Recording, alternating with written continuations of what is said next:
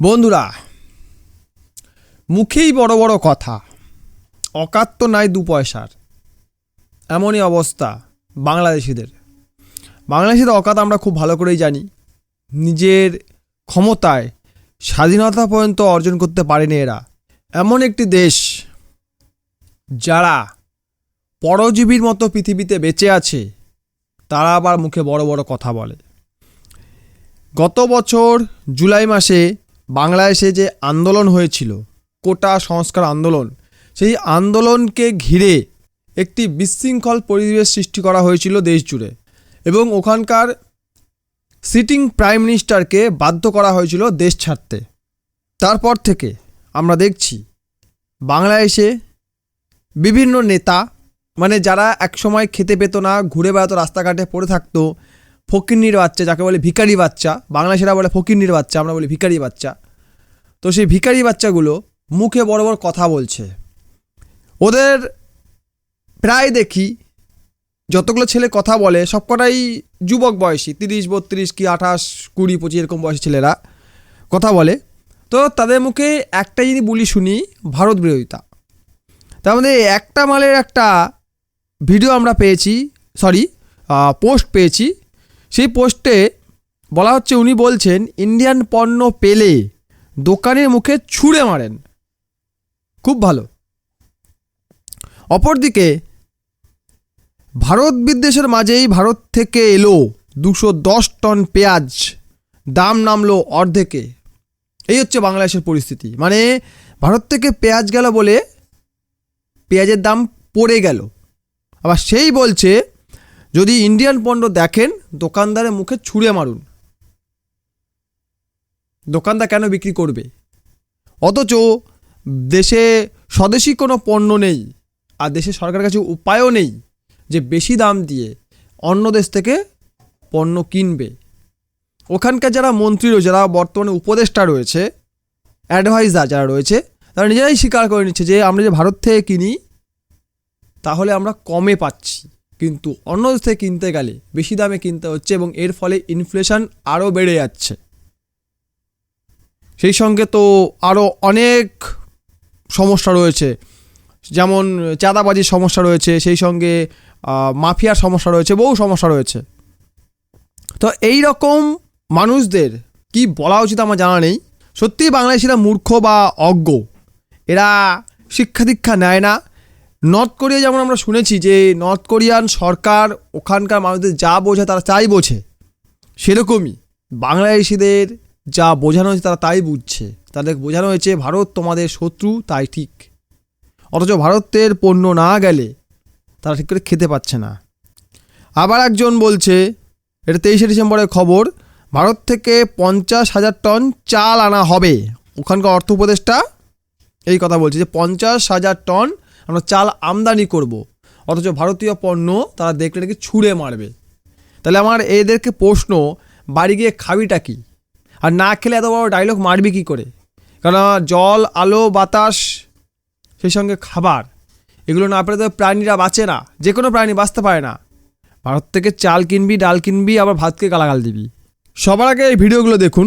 আমি যে কথাগুলো বলছি তার সত্যতা আছে কি না, এই ভিডিওগুলো দেখলেই আপনারা বুঝতে পারবেন। এই ভিডিওগুলো আমি সোশ্যাল মিডিয়ায় পেয়েছি, ভিডিওগুলো আপনারা দেখলে বুঝতে পারবেন যে আমি ঠিক বলছি না ভুল বলছি। শুনুন। দর্শক, ইন্ডিয়ান পেঁয়াজের কিন্তু আজকের বাজারে 125 টাকা থেকে শুরু করে 110 টাকা পর্যন্ত কিন্তু ইন্ডিয়ান পেঁয়াজ বিক্রি হচ্ছে। যে পেঁয়াজ কিন্তু ভারত থেকে কেনা হয় মাত্র 25 টাকা করে, সেই পেঁয়াজ 125 টাকা দরে বিক্রি হচ্ছে ঢাকা শ্যামবাজার। কি বুঝলেন? এক্ষুনি বলছিলাম না যে কোনো প্রোডাক্ট বাংলাদেশে গেলে তার দাম বেড়ে যায়, ওখানে চাঁদাবাজি, তোলাবাজি, এইসব কারণে। এখানে পেঁয়াজের দাম কত আছে এখন? 28 টাকা, 30 টাকা, 26 টাকা, এই রেট আছে। ওখানে সেই পেঁয়াজ বিক্রি হচ্ছে 125 টাকা পাইকারি দর। খুচরা আরও বেশি হবে, আরও 10-15 টাকা বেশি হবে, মানে 150 টাকা পেঁয়াজ বিক্রি হচ্ছে। আবার এই পেঁয়াজ যদি ওখানে না যেত, ওরা পেঁয়াজ কিন্তু 250 থেকে 300 টাকা কেজি।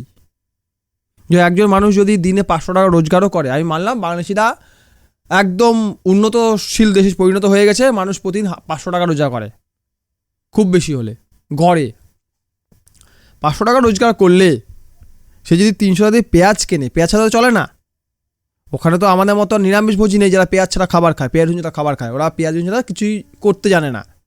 তো সেই সকল মানুষগুলো যারা পেঁয়াজ ছাড়া চলতে পারে না, তারা যদি পেঁয়াজটাই কিনলো, বাকিটাতে কী কিনবে? আবার তারা বড় কথা বলে আমরা ভারতীয় পণ্য বয়কট করব, ভারতীয় পণ্য দেখলে দোকানদার মুখে ছুঁড়ে মারুন। একদিকে ওখানকার উপদেষ্টারা ভারত থেকে চাল আমদানি করছে, পেঁয়াজ আমদানি করছে, আলু আমদানি করছে, অপরদিকে ওখানকার নেতারা বলে বেড়াচ্ছে ভারতীয় পণ্যদের ছুঁড়ে মারুন। কোন দিন দেখবি তোদের পাবলিক তোদের মতো নেতাকে ছুঁড়ে মেরেছেন, মারা হলে শুরু হয়ে গেছে, একটা ভোগে চলে গেছে আর বাকিগুলো ভোগে যাবে আস্তে আস্তে করে, এরকম যেতেই থাকবে পরপর। তোদের মতো 2 টাকার নেতাদের না ভোগে যাওয়াই উচিত। তোদের মতো রাজাকার অসভ্য বর্বর নেতাদের জন্য আজকে বাংলাদেশে এই অবস্থা হয়ে গেছে। আজ থেকে বছরখানেক আগে কি 1.5 বছর আগে বাংলাদেশ অনেক সুস্থ দেশ ছিল, সুস্থভাবে গ্রো করছিল, কিন্তু এই ধরনের উগ্রবাদীদের জন্যই কিন্তু আজকে বাংলাদেশের এই পরিণতি হয়েছে। আমি এই যে খবরটা বললাম তার অনেক ভিডিও আমার কাছে আছে, আপনারা ভিডিওগুলো দেখুন। দর্শক, আজকে কিন্তু চরম দামে বিক্রি হচ্ছে ইন্ডিয়ান পেঁয়াজ। তবে আজকের বাজার এরকম থাকলে কিন্তু ইন্ডিয়ান পেঁয়াজ আরো দাম বৃদ্ধি করবে। তারা দেখতে পাচ্ছেন ইম্পোর্টারদের কিন্তু আসলে এবার পর্যাপ্ত পরিমাণে ইম্পোর্টাররা ইম্পোর্ট করতেছে ইন্ডিয়ান মান। তবে লস থাকার কারণে লসটা পূরণ করে নিচ্ছে এবার অধিক দামে বিক্রি করে। 3 গুণ কেনার থেকে 3 গুণ দামে বিক্রি হচ্ছে ইন্ডিয়ান পেঁয়াজ। বুঝতে পারছেন? 3 গুণ 4 গুণ 5 গুণ দামে ভারতীয় পেঁয়াজ বাংলাদেশের বাজারে বিক্রি হচ্ছে। তবুও সেটা ওখানকার বাজারে পাওয়া পেঁয়াজের অর্ধেক দাম। মানে ওখানে পেঁয়াজ 800 টাকা পাওয়া যেত। মেইনলি দেখবেন পেঁয়াজ নিয়ে বেশি কামড়াকামড়ি চুলোচুলি হয়, কারণ বাংলাদেশিরা পেঁয়াজ ছাড়া কিছু করতে পারে না। এক্ষুনি বললাম যে পেঁয়াজ ছাড়া ওরা কিছুই জানে না করতে, রান্না বান্না কিছু করতে পারে না। ঠিক আছে, এ হচ্ছে বাংলাদেশের অবস্থা। এগুলো সব ভুলভাল খবর চড়িয়ে দাম বাড়িয়ে না। মানে দেশের লোক কি ঠিক নেই, দেশের লোককে মারছে, যেই পারছে যেমন পারছে লাভ তোলার চেষ্টা করছে। সে দেশে উন্নতি কী করে হবে? ইনফ্লেশন কন্ট্রোল থাকবে কি করে? যে দেশে ইনফ্লেশন কন্ট্রোলে নেই তাদের দেশে নেতারা তো বড় বড় কথা বলবেই, যাতে এই মানুষ এগুলো ভুলে গিয়ে তাদের কথায় ঢেলে পড়ে। আজকে বাংলাদেশ জুড়ে ভারত বিরোধিতা চলছে একটাই কারণে, দেশের জনগণকে দেশের মূল সমস্যাগুলো থেকে দূরে সরানো। যে ভাই তোমার একটা সমস্যা, তোমার সমস্যা ভারত, এটা হয়েছে, ও এটা হয়েছে কারণ হচ্ছে ভারত। তোমার পেটে ব্যথা হচ্ছে, এটা হচ্ছে ভারত, কারণ ভারত তোমাকে জাল ওষুধ পাঠিয়েছে, তাই তোমার খেয়ে ব্যথা হচ্ছে, ভাতকে গালাগাল দাও। তো যে ওষুধটা আনতে কে বলেছিল? কারণ আমার তোর ক্ষমতা নেই, আমি তৈরি করতে পারি না, তাই ও ভারত থেকে কিনেছি, বাইরে থেকে এনেছি।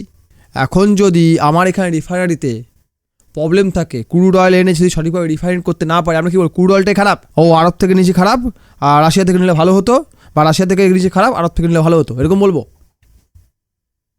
এরকম বলা উচিত? যা হচ্ছে দায়ী ভারত, আমাদের কোনো দোষ নেই, যা হচ্ছে দায়ী ভারত, এই জন্য দায়ী ভারত। মানে নিজের দায় ছাড়া, যে দেশের নেতারা দায় ছাড়া কাজ করে বা নিজেরটাই শুধু বোঝে, সে দেশে কোনোদিন উন্নতি হয় না। তার জলজান্ত প্রমাণ হচ্ছে বাংলাদেশ। যখন শেখ হাসিনা রাজত্ব করছিলেন বা ওখানকার প্রধানমন্ত্রী ছিলেন 2009 থেকে 2024 অবধি, অন অ্যান অ্যাভারেজ বাংলাদেশের গ্রোথ রেট ছিল 6%, বর্তমানে বাংলাদেশ গ্রোথ রেট 3%। এরকম যদি আরও কিছুদিন চলতে থাকে, আমি চাই চলুক, আমি চাই বাংলাদেশের অবস্থা এরকমই চলুক, আরও দীর্ঘমেয়াদী হোক, ইউনিস বা নুনুবেল আরও 10 বছর থাকুক, তাহলে বাংলাদেশ জিডিপি গ্রোথ রেট নেগেটিভে যাবে।